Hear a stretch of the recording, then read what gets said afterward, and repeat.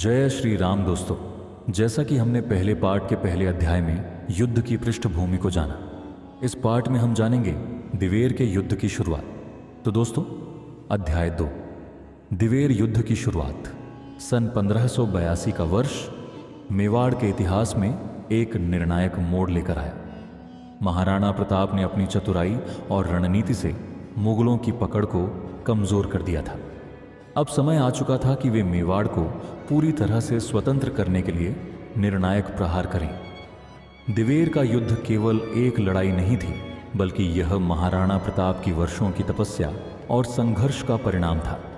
इस अध्याय में हम विस्तार से जानेंगे कि कैसे प्रताप ने युद्ध की योजना बनाई, सेना को संगठित किया और दिवेर की ओर कूच किया।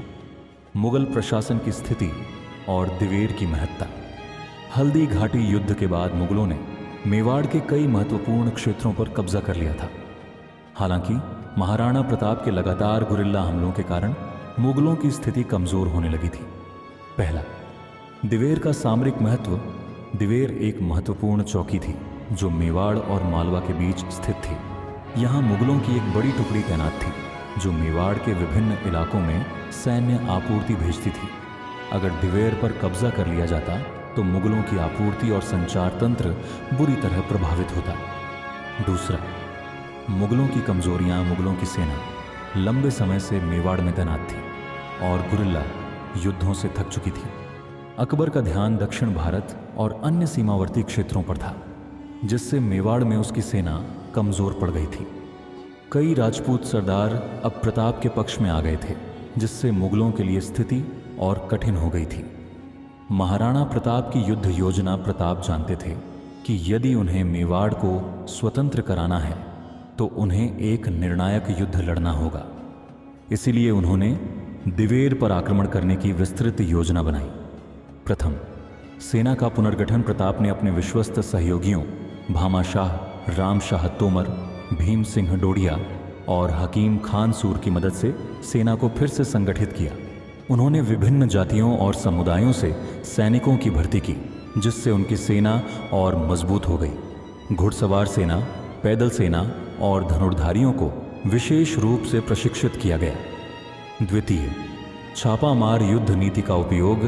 प्रताप जानते थे कि खुले मैदान में मुगलों से सीधी टक्कर लेना कठिन होगा, इसलिए उन्होंने छापामार युद्ध नीति को अपनाने का निर्णय लिया। उनका उद्देश्य था कि मुगलों को चौंकाकर उन पर हमला किया जाए और उन्हें संभलने का मौका न दिया जाए। मुगलों पर मनोवैज्ञानिक दबाव बनाना। प्रताप ने अपने गुप्तचरों को मुगलों के शिविरों में भेजा ताकि वे वहां की स्थिति का अध्ययन कर सकें। उन्होंने यह भी सुनिश्चित किया कि युद्ध से पहले मुगलों के लिए आपूर्ति मार्ग अवरुद्ध कर दिए जाए।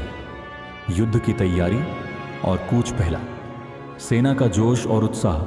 महाराणा प्रताप के योद्धा युद्ध के लिए पूरी तरह तैयार थे।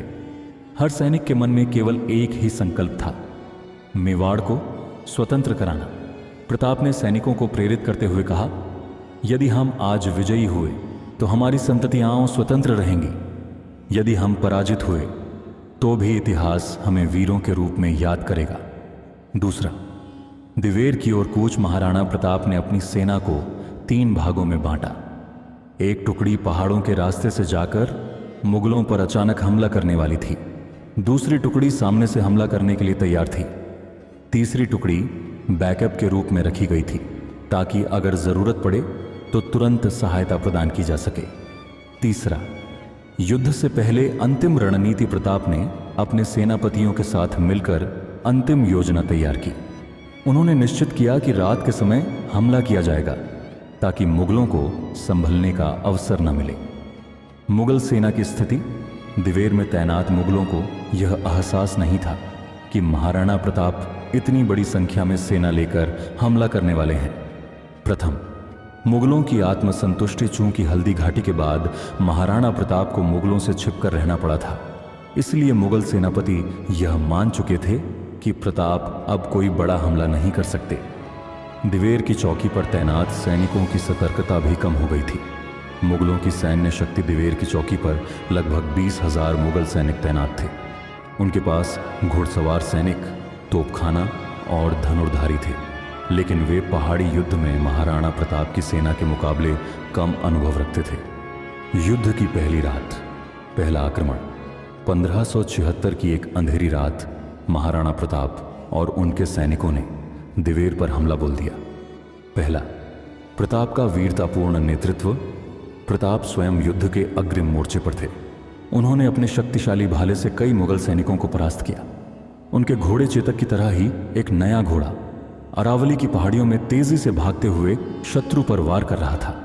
दूसरा, अचानक हुए हमले से मुगलों में हड़कंप। मुगलों को इस हमले की कोई उम्मीद नहीं थी, इसलिए वे घबरा गए। राजपूत योद्धाओं ने मुगल छावनी में प्रवेश कर उन्हें चारों ओर से घेर लिया।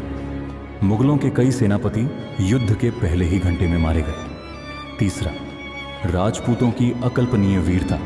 राजपूत सैनिकों ने अपनी तलवारों और भालों से मुगलों का विनाश कर दिया। एक कथा के अनुसार एक राजपूत योद्धा ने अपने वार से मुगल सेनापति का हाथ उसके तलवार सहित काट दिया।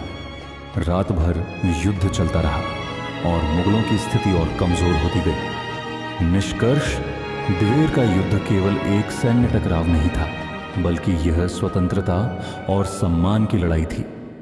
महाराणा प्रताप ने इस युद्ध की शुरुआत अत्यंत सूझबूझ और वीरता से की।